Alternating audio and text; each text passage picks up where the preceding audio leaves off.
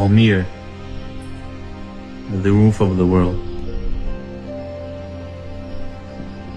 Here it feels as if you have stepped onto another planet.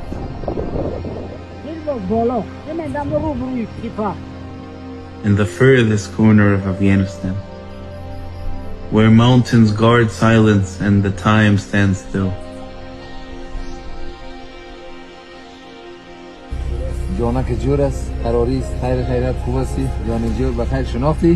This is the home of the Kyrgyz people, living in isolation, far from the modern world, surviving with traditions as old as the mountains.